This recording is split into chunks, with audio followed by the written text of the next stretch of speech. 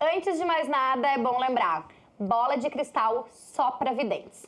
Se o futuro não é linear, ele pode ter múltiplas consequências e caminhos.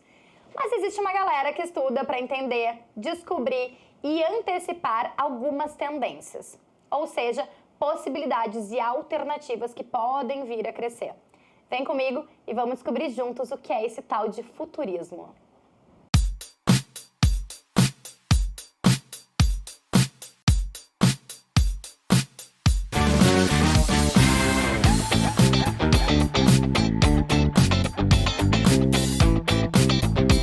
Hoje é mais um daqueles episódios que eu tô aqui para aprender.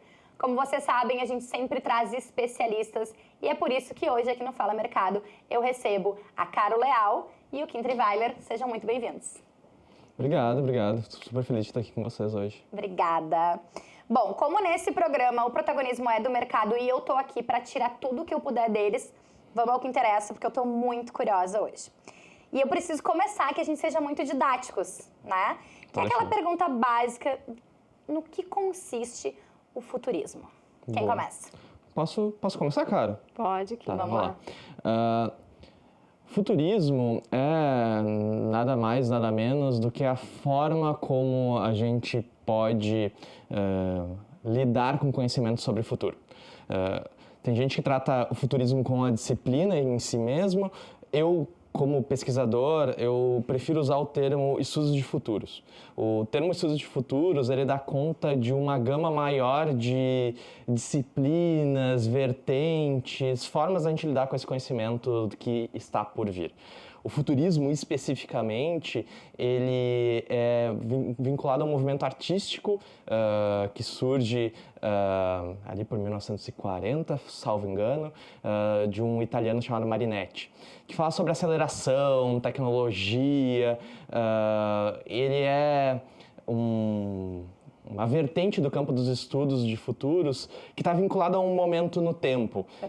E por isso ele não é melhor, pior, não é uma vertente errada, mas ela tem algumas linhas que norteiam um pensamento da pessoa que está vinculada ao futurismo, que é diferente de outras disciplinas ou outras vertentes. Tem gente que fala sobre cool hunting, tem gente que fala sobre trend forecasting, tem gente que fala sobre foresight. Foresight é uma terminologia que ganha bastante destaque mais recentemente, principalmente no mercado. Mas a gente já falou sobre forecast, por exemplo, então, que é a previsão, né? Previsão especificamente. E nenhuma dessas formas ela está errada. Ou ela é melhor ou pior. E por isso eu gosto do termo estudos de futuros, porque ele dá pra gente um guarda-chuva mais amplo pra gente lidar com essa temática. Os dois termos no plural têm uma importância. Então, estudos, porque a gente tem múltiplas formas de estudar esse tema, e futuros no plural, porque existem também múltiplos futuros, múltiplas possibilidades.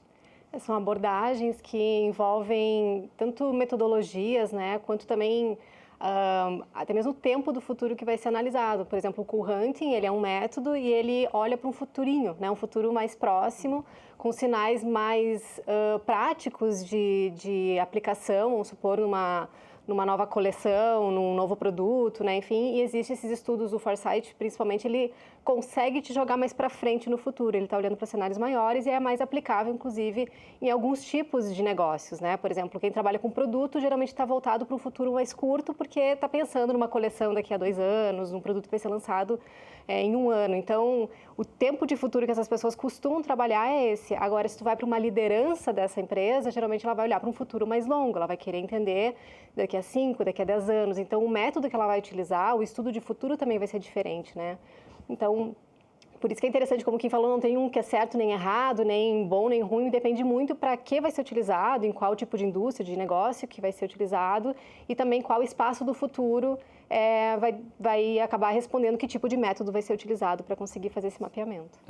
Eu até diria que as pessoas que estão nos escutando e querem saber mais, elas podem usar qualquer uma dessas nomenclaturas que a gente usou como porta de entrada.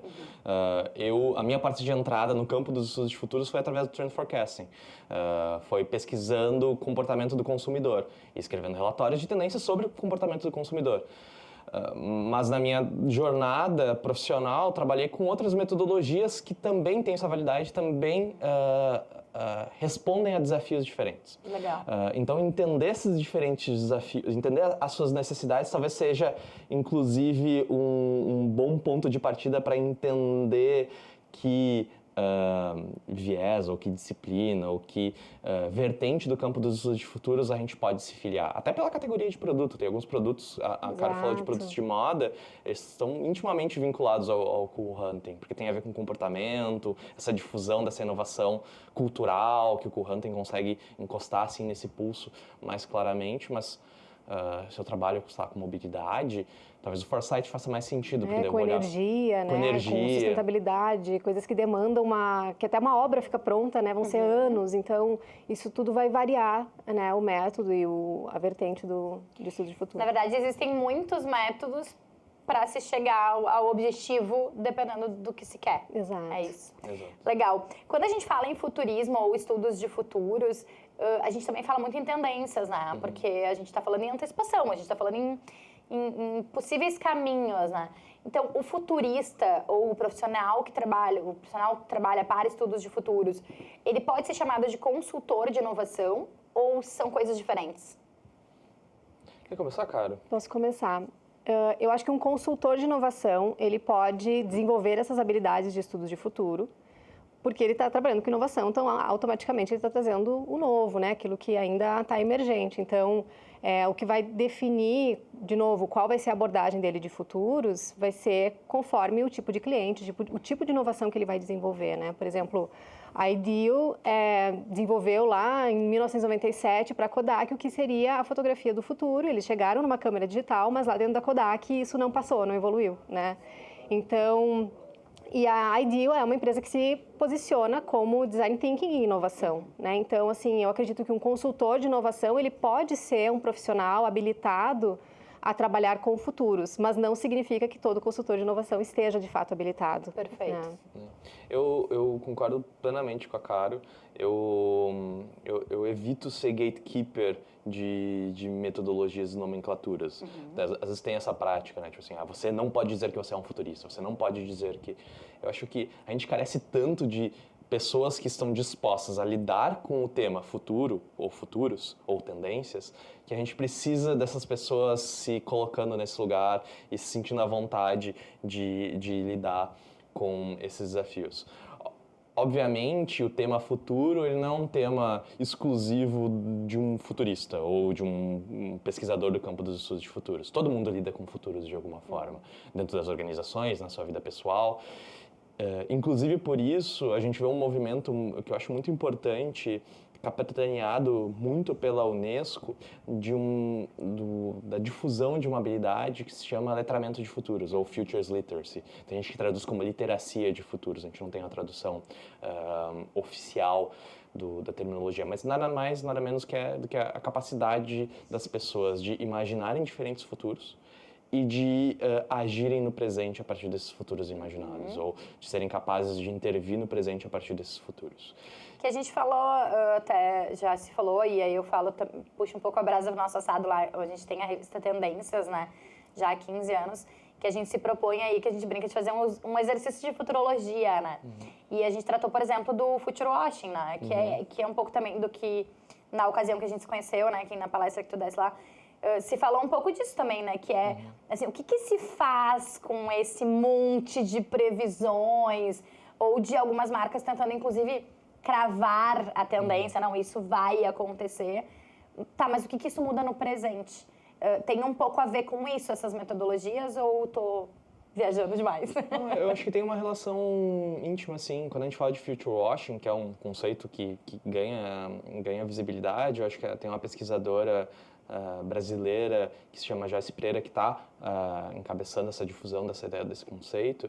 A gente pode olhar para a atuação das organizações e pensar se essa atuação das organizações ela está ou não fazendo future washing, né? Para quem está nos assistindo, future washing tem a ver com essas organizações, como a Márcia falava, que vendem uma ideia de futuro como se o futuro fosse acontecer de uma forma muito determinada, muito específica. Então, normalmente é um futuro no singular, normalmente a partir das ações daquela organização e com isso eliminando outras possibilidades, né? O que para o mercado e pensando numa lógica de concorrência mercadológica... Faz sentido.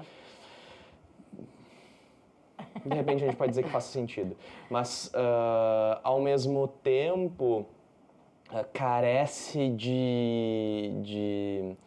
de um olhar para outras possibilidades, porque muitas vezes atua de uma forma follower, olhando para marcas de fora, atua de uma forma que faz o mercado ficar ensimesmado, assim, que não aumenta o bolo, que não aumenta as oportunidades para a empresa em si, mas também para outros atores daquele mercado. E pelo que a Caro disse também, né, quando a gente fala em o que fazer com isso no presente, com esses possíveis caminhos, quando se trata de um futuro menor, a decisão é mais rápida, né? A ação é mais rápida.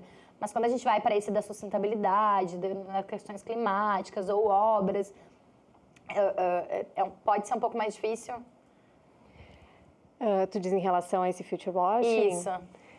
Pois então, como quem falou, acho que tem um problema do future washing que é tornar as pessoas dependentes daquele olhar, daquele sistema, de quem está ditando, né, aquilo, e criando um sistema de sempre olhar para aquilo e sempre achar que vai ser aquilo, né, e faz as pessoas não enxergarem as diversas possibilidades. E aí eu acho que tem um risco que é o risco em qualquer situação de tu ficar olhando sempre para a mesma coisa, né? As coisas ao redor estão acontecendo e esses negócios não vão enxergar porque estão simplesmente olhando só para aquela coisa. Que isso pode acontecer em qualquer situação, que é você ir sempre no mesmo evento, você comprar a informação sempre de um mesmo lugar, né? Então, acho que esse olhar, assim, para quem está pensando mais a longo prazo, com certeza tem que ter uma análise ainda maior de influências que possam mudar esse futuro, né? Que possam influenciar nesse futuro. Por exemplo, quem está olhando para futuros mais distantes não pode olhar só para a tecnologia. Tecnologia é uma coisa, tem que olhar para a sociedade, para a antropologia,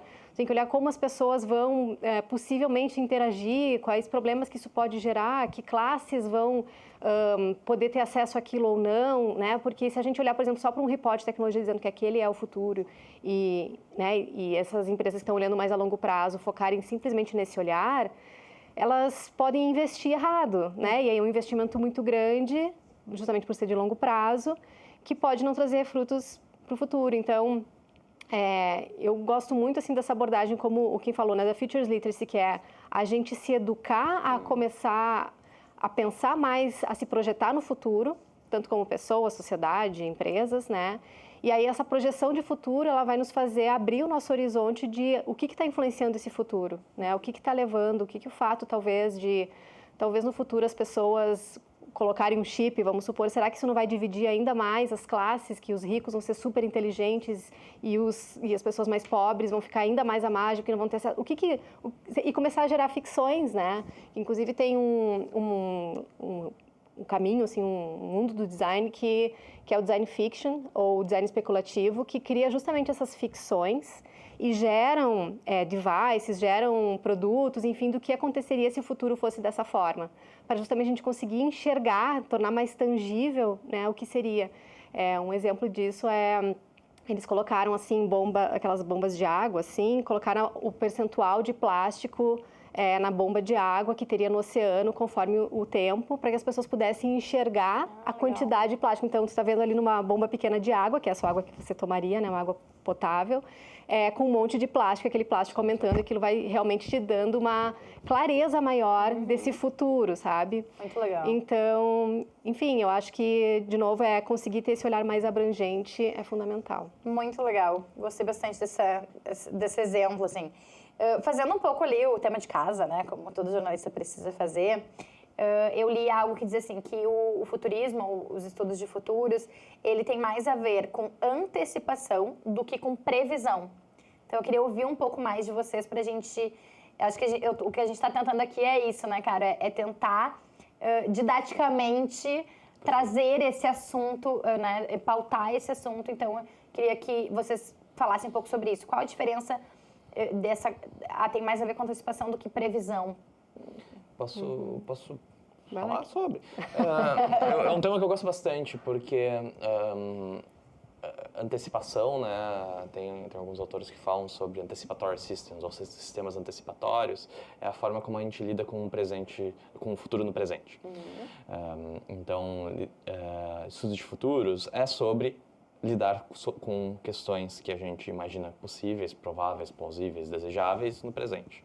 E antecipação é uma forma da gente fazer isso. Quando a gente fala que existem múltiplos futuros, e aí a gente bate um pouquinho nessa palavra previsão, é importante tornar isso claro. Existem múltiplos futuros porque a gente não consegue dar uma resposta 100% precisa de como o futuro vai ser. Então, lidar com um futuro só é limitante, porque existem múltiplas possibilidades, como a Caro falava, essas diferentes variáveis podem se comportar de uma forma como a gente não previu, e também podem ter variáveis que a gente não colocou no nosso cálculo de previsão que afetam aquela nossa previsão de uma forma que a gente não imaginava. E por isso, quando eu comecei falando ali a diferença de estudos de futuros, futurismo, essas diferentes vertentes, essas diferentes terminologias, o futurismo ele tem um viés positivista, assim, a ideia de que a gente consegue, de alguma forma, calcular o que vai acontecer. A ideia, assim, trazendo para termos mais cotidianos, é como se eu pudesse fazer uma equação matemática ou usar uma inteligência artificial. No dia que o Kim nasceu, no dia 5 de fevereiro de 1992, para calcular todas as variáveis ali ao redor daquele indivíduo, e essa máquina, essa equação seria capaz de calcular que eu ia estar aqui sentado com vocês duas, falando sobre essas coisas, falando sobre estudos de futuros. E se isso é verdade, a gente podia desligar as câmeras e de repente tomar uma cerveja, né? Porque se tudo já está determinado, a gente não tem nenhuma agência sobre o que está para acontecer. E é interessante, porque todo o sistema humano ele foi construído partindo do pressuposto que a gente tem agência para fazer as coisas. Só que quando a gente lida com o futuro, a gente esbarra nessa limitação. A gente não acredita que a gente está afetando o futuro. Inclusive, se a gente decidisse, nesse universo determinista aí da previsão, e tomar uma cerveja, isso também já estaria calculado por essa máquina, ou por essa inteligência artificial. Então, só que a gente já, no campo dos estudos de futuros, a gente já superou de alguma forma essa como a única forma de lidar com esse momento por vir. Então, a gente pensa sobre futuros que podem ser possíveis, plausíveis, prováveis, desejáveis. Essa terminologia que eu estou usando, ela se o pessoal quiser pesquisar, né, tem um recurso teórico que é uma visualização, que é o cone de futuros. É muito fácil de encontrar uma explicação sobre o cone de futuros, para não me alongar muito. Mas eu também acho importante que quando a gente fala que a gente lida com futuros no plural e que é impossível a gente chegar numa previsão 100%, parece que eu estou dizendo que fazer previsão é errado. Eu queria também deixar isso bem claro, não estou dizendo que fazer previsão é errado, nada disso. A gente fez uma série de previsões, por exemplo, em meio à pandemia, que calculavam o número de pessoas infectadas, o número de pessoas que iriam difundir a Covid, e a partir dessa previsão a gente conseguiu traçar ações para impedir que aquela previsão se concretizasse. Então, fazer previsões é absolutamente importante. Só que só fazer previsões e não pensar em possibilidades alternativas limita a nossa atuação. E aqui eu estou falando da pandemia, porque eu acho que é um exemplo que todo mundo conhece, reconhece, mas a gente pode falar das empresas, das organizações, né? A gente faz a previsão, forecast de venda. Na venda a gente fala forecast de venda, que é a previsão. Que é ótimo a gente fazer um forecast de venda, porque aí eu consigo agir no mundo para atingir essa previsão que eu enxerguei como possível ou como realizável, né? Então, acho importante a gente entender essas múltiplas formas de lidar com o futuro e para daí sim poder fazer a antecipação. E quando são sistemas menos complexos, né, e mais controláveis, de mais curto prazo, então uma previsão de moda é mais fácil, tu já vê um movimento acontecendo, você vê vários desfiles, estilistas, né, falando sobre uma coisa e mesmo assim muita coisa não acontece, né? Então, num ambiente complexo como a gente vive hoje, falar em previsão realmente é muito arriscado, assim, a gente é uma palavra assim que a gente tem um pouco de cuidado, é uma pessoa que, de cuidado, exatamente. Antes da gente continuar nosso papo aqui, eu vou lembrar só a nossa audiência que esse é um programa de oferecimento da Vero. Com a Vero, você tem acesso a mais clientes vendendo nas opções Banricompras pré-datado para até 60 dias e parcelado em até 12 vezes. Então, acesse sejavero.com.br. Por falar em cuidados, essa foi uma palavra-chave é o meu gancho para a minha próxima pergunta. Eu lembro que na palestra que eu assisti do Kim, quando a gente acabou se conhecendo, o Kim falava muito trouxe exemplos de marcas de que tentavam fazer essas coisas de futurismo, de cravar esses futuros, e que o Kim conseguiu lá explicar, como ele falou agora, que talvez não seja exatamente dessa forma. Isso, então, partindo disso, é possível dizer que, claro, a gente tem que trabalhar com ética em toda e qualquer profissão, toda e qualquer área. Mas no futurismo é preciso um cuidado redobrado do que se vai entregar para esse cliente, para esse objetivo? Quer começar? Posso, sim. Com certeza, porque as pessoas, elas estão acreditando, né, ou apostando naquela informação que está sendo dada. Então, acho que tem uma ética de realmente, de uma confiabilidade das informações, uma checagem, né, de realmente trazer algo que seja relevante, que possa realmente, de não ser um sinal tão fraco, dependendo do mercado com que você está trabalhando. Então, tem todo esse alinhamento também de qual tipo de tendência que o cliente está querendo trabalhar, porque, por exemplo, sinais fracos é para um cliente que talvez ele queira apostar em algo realmente mais disruptivo, para onde o mercado não está olhando ainda, então ele está querendo fazer uma aposta maior. Então, acho que tem todo esse alinhamento, digamos, né, de que tipo de futuro se está olhando. E assim, obviamente que tudo que a gente faz, né, como na vida, é aquela coisa do efeito borboleta, né? Enfim, o que a gente faz, de alguma forma, reverbera e influencia todo o nosso contexto. Então, assim também é com tudo que for desenvolvido a partir de um olhar de futuros. Então, existe um olhar ético que é de considerar futuros para muitas pessoas, futuros diversos, futuros entendendo o futuro dessa empresa, mas dessa comunidade, o que vai impactar se houver um investimento maior em tal microchip, naquele contexto onde aquele mineral é retirado. Tudo isso é interessante, importante que a empresa consiga também analisar, que ela vai ter um impacto ali e que, além do desenvolvimento daquele negócio que ela está fazendo, ela possa paralelamente desenvolver também uma solução para algum possível dano ou qualquer coisa que possa gerar por essa intervenção que ela vai fazer, né? Então, eu acho que esse olhar, esse direcionamento, né, essa explicação vem junto, além da explicação também de qual é o futuro possível, né? Enfim. O campo dos estudos de futuros ele tem nos seus praticantes uma questão que não é só observar o mundo, mas é intervir no mundo. Tem um autor que é o Wendell Bell que fala que uma das coisas que um futurista, né, ele usa a terminologia futurista, o futurista tem que reconhecer é que a sua ação afeta o mundo. E aí isso é interessante porque, enfim, a questão ética ela vai subindo, né? Ela vai se tornando cada vez mais fundamental. Inclusive porque tem uma discussão que a gente poderia falar que é sobre performatividade, mas a gente também poderia falar sobre uma profecia autorrealizável. Então, digamos que eu fale que a próxima tendência de moda é estampa animal print, assim, blusa de oncinha. Daí a gente está aqui numa sala, eu sou um pesquisador de futuros, eu apresento isso, eu sou muito eloquente, sou muito convincente, mostro várias evidências, sinais fracos de que aquilo está acontecendo, que aquilo pode vir a acontecer.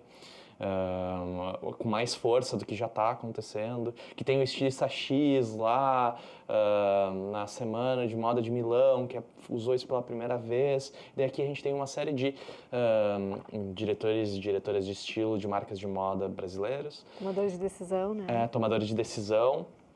E aí essas pessoas voltam para suas equipes e dizem, olha só, fui numa palestra lá de um pesquisador que disse que a próxima tendência é animal print. Então, a estampa de oncinha. Vamos ter que colocar na nossa coleção. Eles vão lá, colocam na coleção, e daí eles têm que apresentar isso nas revistas, eles colocam numa grande revista, e daí o consumidor que nunca tinha pensado em usar animal print, olha uma celebridade usando animal print naquela revista, e daí ela chega na grande loja, na grande magazine, e olha lá numa arara, numa vitrine, num manequim, a estampa de oncinha, e eu disse, olha só, vou comprar essa estampa de oncinha. E a gente volta lá para a palestra desse especialista, palestra do Kinsey lá. Se eu tivesse dado essa palestra, se a pessoa tivesse dado essa palestra, essa tendência aconteceria ou não aconteceria? Essa é uma discussão interessante. Tem alguns estudiosos do campo que falam que o futuro é tão sensível que só da gente olhar para ele a gente já muda ele. Ele é composto de uma matéria muito sensível. Então, por isso também é necessário uma postura ética. E eu acho que isso também reforça a atuação, pelo menos, de mostrar diferentes futuros. Então, voltando, por exemplo, da oncinha, e talvez agora o exemplo ele não vai funcionar tão bem, mas não mostrar só a estampa de oncinha como possibilidade. Enxergar as diversas possibilidades, porque aí a marca toma essa decisão de uma forma mais consciente e com um horizonte mais amplo. Não é aquela visão de túnel, assim, que só enxerga uma possibilidade. Então, acho que tem um trabalho de abrir horizontes. Obviamente, acho que a Caro também falou disso, talvez a empresa está num momento que não é de abrir horizontes. O momento é de pagar as contas e ser muito eficiente. E a gente faz um trabalho mais de previsão e a gente diz, entre essas diferentes possibilidades, essa daqui é a mais provável. Então, a estampa de oncinha é a mais provável. Mas eu não trato ela mais como a única. Eu apresento possibilidades. A tua responsabilidade é apresentar essas possibilidades, ainda que tenham um direcionamento. E a plausibilidade, o nível de incerteza dessas possibilidades também, que acho que a Caro estava falando. Exato, e o que acontece no momento em que você só escolhe a oncinha, né? Tem essa orientação também, que é, por exemplo, assim, outros perfis de pessoas não vão estar sendo atendidos pelo teu negócio, né? Talvez surja um novo negócio focado só nessas pessoas que você não está olhando. Então, olha só que esse futuro de querer também ser esse grande sucesso da oncinha está abrindo possibilidade para um outro negócio enquanto você poderia dar conta. Então, é essa relação, né, de causa e consequência, de prós e contras, é ajudar a pensar realmente, sabe? Que delicado, né, gente? Que difícil. Junto com esses cuidados, com essa ética redobrada, tem uma responsabilidade gigantesca na mão de quem adentra esse campo, né? E ainda a Caro trouxe uma palavra que é o gancho também para minha próxima pergunta, que é assim, o trabalho do futurismo ou dos estudos de futuros, ele está diretamente ligado à tomada de decisões, né? Queria que vocês falassem um pouco sobre isso, assim, da influência que essa área pode ter na tomada de decisões de uma empresa, de um gestor público, de um líder comunitário, enfim, né? Assim, o que isso agrega numa tomada de decisões. Como eu digo, assim, quem tem lá a ponta da caneta específico. É interessante, né? Porque a gente vê tanta notícia, tanta coisa que fala sobre o futuro, mas a gente dedica pouquíssimo tempo para, de fato, pensar sobre o futuro. E para pensar em como a gente pensa sobre o futuro. Então, eu acho muito legal esses espaços, assim, porque a gente pode parar para se dar conta de algumas coisas que são muito elementares da nossa existência e também da nossa tomada de decisão. Porque, no geral, as nossas decisões são tomadas a partir de um futuro que a gente imagina que vai acontecer. Então, eu vou lavar roupa. Eu vou bem básico, a gente vai lavar roupa. Eu olho uma previsão do tempo. A previsão do tempo diz que vai chover. E aí, por a previsão do tempo dizer que vai chover, eu decido não lavar toda a minha roupa. Eu vou lavar só as minhas meias, por exemplo. Porque daí seca mais rápido, tô com pouca meia, eu resolvo isso. Quer dizer que vai chover? Não, porque a previsão do tempo invariavelmente erra. Mas a decisão que eu tomei hoje foi baseada em um futuro que eu imagino que vai acontecer. E isso eu faço o tempo inteiro. Então eu imagino que no ano que vem vai ter uma crise, talvez eu vou agir de uma forma mais cautelosa dentro da minha organização nesse ano. Eu imagino que o ano que vem vai ser um ano de crescimento, um ano de investimentos abundantes, um ano de um mercado aquecido. Talvez eu vou inovar daquela forma mais arriscada que a Caro falava antes. Quer dizer que qualquer um desses cenários vai acontecer? Não necessariamente. Tem uma ideia bem difundida no campo que é a forma como a gente imagina o futuro afeta as nossas ações no presente. Então, imaginar o futuro ou enxergar esses diferentes cenários é importante para que a gente tome uma decisão mais consciente dos futuros. E eu acho que essa palavra para mim é bem chave, assim, a tomada de consciência. Porque mesmo de uma forma inconsciente, a gente toma decisões em relação ao futuro que a gente imagina. Então, eu quase cheguei atrasado na nossa gravação hoje, eu vou contar pro pessoal, para vocês. Quase cheguei atrasado. Eu quase cheguei atrasado porque eu tinha um pressuposto que o prédio aqui era mais na entrada do espaço, do complexo. E não era. Então, só que eu nem parei para pensar, era inconsciente para mim. Tipo assim, eu vou chegar, o número é esse, e eu vou entrar no prédio e tá tudo certo. Só que não, eu precisava andar mais uns 10 minutos. Eu saí correndo, encontrei a cara na entrada ali do prédio, encontrei a cara já meio suado. Porque eu tomei uma decisão de sair de casa, e não é que eu não poderia sair de casa antes, eu podia sair de casa antes. Eu saí de casa no horário que eu saí, porque eu inconscientemente imaginei um cenário. E eu tô falando de uma coisa muito banal, trivial, mas isso tá dentro das organizações o tempo todo. Então o board tá tomando decisões a partir de um futuro que eles imaginaram muitas vezes de uma forma inconsciente.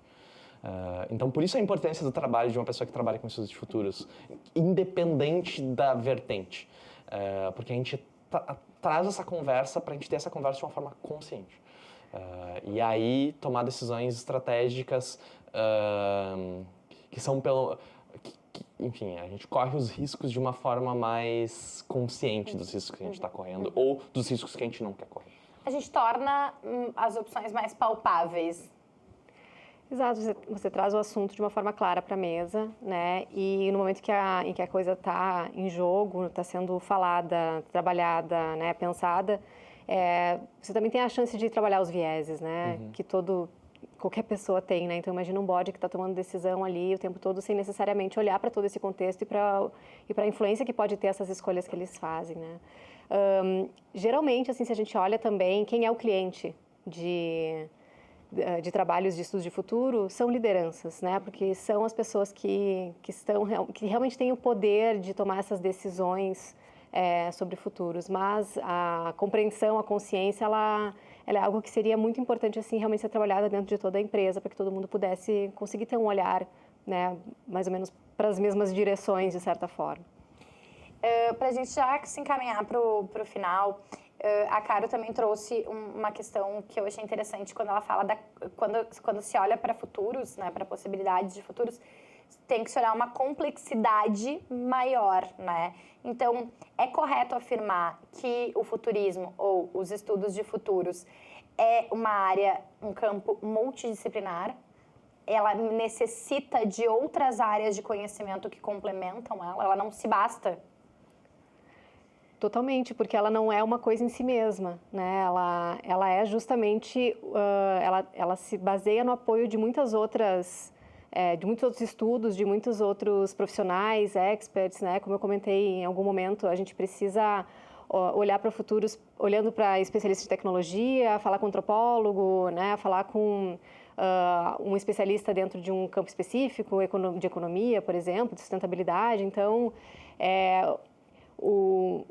o futurista, né, profissional de estudos de futuros, ele vai fazer a costura de todas essas outras matérias, esses conhecimentos, e vai conseguir, através de outras metodologias, né, como o Q-Hunting ou como o mapeamento de cenários, né, enfim, ele vai conseguir construir é a visão dele, né? Enfim, o direcional dele de futuros, mas ele não faz isso sozinho, ele faz isso baseado em outras matérias, digamos, no mapeamento do mundo, né? Basicamente, tudo que influencia a nossa vida, a economia, a produção de materiais, de cultura, de conteúdo, né? Tudo isso tem que ser mapeado.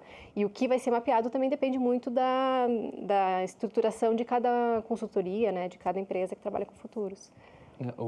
É interessante que a gente olha a evolução do campo científico dos estudos de futuros, ele é muito atravessado pelas transformações nos paradigmas científicos que foram acontecendo ao longo do tempo.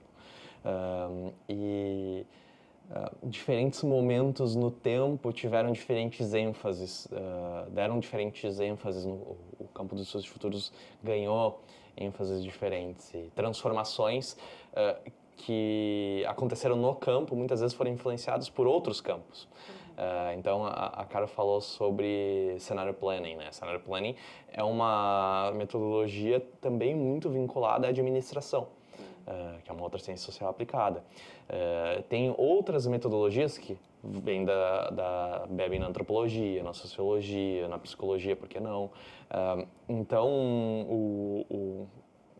E é interessante também, porque quando a gente olha para as empresas que hoje trabalham com estudos de futuro, seja entregando relatório de tendência, seja entregando projetos mais de consultoria, se a gente mergulha nos fundadoras dessas consultorias, dessas organizações, se a gente entende o lugar geográfico de onde elas vieram, onde elas estão situadas também, a gente consegue perceber indícios dessas diferentes vertentes, assim. Tem uma galera dos Estados Unidos que tem esse olhar mais para a tecnologia, mais positivista, mais determinista, mais interessado em tentar prever, calcular o que vai acontecer, que tem um olhar muito militar dos Estados Unidos.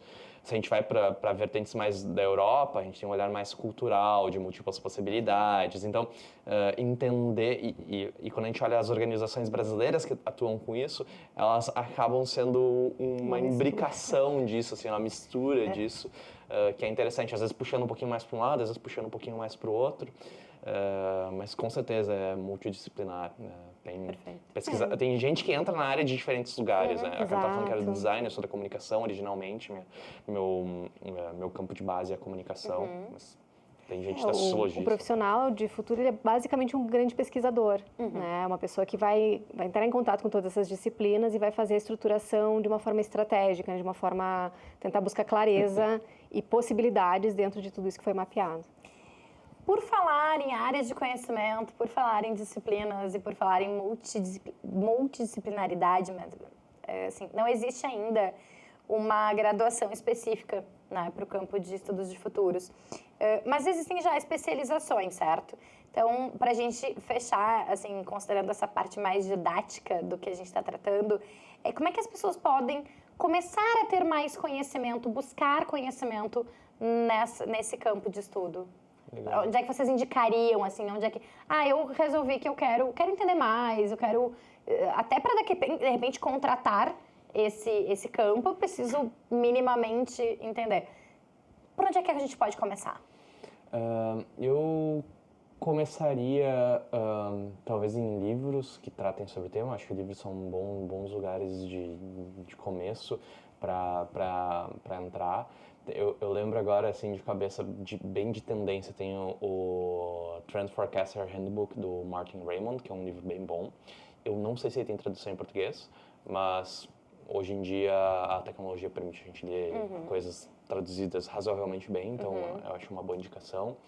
Tem um livro que eu nunca lembro o nome dele em português, mas ele tem tradução em português, que é o Super Forecasters, que é do Philip Tetlock, que ele é um estadunidense e ele mostra como um grupo de pessoas comuns, seguindo uma metodologia específica, se tornaram muito apuradas nas previsões que elas faziam. E daí tem essa discussão da previsibilidade, assim, que é bem legal.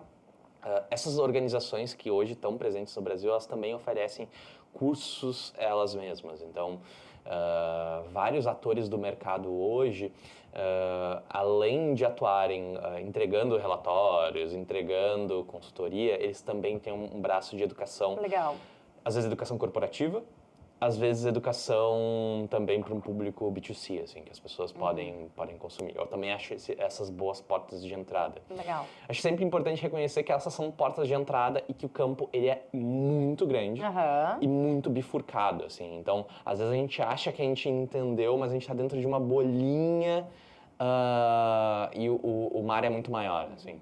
Então, acho que esse pra mim... Tomar esse cuidado. Tomar esse cuidado, assim, de entender que qualquer uma dessas portas de entrada são portas de entrada, mas elas não são... não se bastam. Não se bastam em si mesmas. E tem pós-graduação já no Brasil disso. Tem uma série de instituições no Rio Grande do Sul, fora do Rio Grande do Sul, que já tem cursos de pós-graduação que... ou tem esse como seu tema central, ou de alguma forma, dentro do seu currículo, trabalham com o tema também. E daí, obviamente, dentro de alguma vertente específica. Acho que eu vou dar uma indicação, então, de uma comunidade, que é uma comunidade que acabou se tornando bastante grande, de pessoas que trabalham com futuros, interessados, curiosos, né? Enfim, se chama Futuros Plurais. Eu acho ela super bacana, porque acho que ali a pessoa ela pode entender... a partir das suas necessidades, né, e do seu próprio background, do seu objetivo, qual a melhor recomendação, né? No sentido assim, por exemplo, alguém que é de uma empresa e que quer se especializar, se jogar nessa comunidade uma galera, ele vai saber orientar, né, qual o curso, enfim, a pós, ou qual conteúdo seguir, ou se a pessoa quiser comprar, né, esse tipo de serviço também ali o pessoal vai saber indicar. Então, acho que justamente... para dar possibilidades, assim, acho que seria muito legal essa comunidade. Tem uma outra também que se chama Future Resources, que também mapeia, né, um pouco assim esse mundo dos futuros, que também é super bacana acompanhar. Mais especificamente, eu lembrei também, tem a ALAF, também, a Associação Latino-Americana de Futuros, que ela é mais recente, ela veio ao mundo, eu acho que em meados do ano passado. É bem jovem. É bem jovem, mas ela tem muitos profissionais e muitas profissionais muito competentes, assim, pessoas que são referência, que fazem parte dessa comunidade, o que eu acho legal. Então, eu gosto do que a Caro falou, assim, às vezes a gente entra na comunidade, a gente vai navegando junto com essas pessoas, essa ideia de comunidade acho que ajuda bastante. Perfeito, gente. Acho que para começar esse assunto foi excelente. Acho que tem muitos vieses aí que a gente ainda pode explorar um pouco mais. Então, acho que a gente tem ainda assunto para mais episódios, mas eu agradeço profundamente esse início, né? Pra gente poder, como eu falei, vamos começar a culturar aí o nosso público. Então, muito obrigada pela participação de vocês. Obrigado pelo convite, adorei participar. Valeu. Para vocês que ficaram comigo até agora, muito obrigada pela tua audiência. E lembrando sempre, curte, comenta, compartilha e te inscreve no canal. E ativa o sininho para o YouTube te avisar sempre que tiver conteúdo novo. E aqui no Fala Mercado sempre tem. Eu te espero na semana que vem. Tchau, tchau.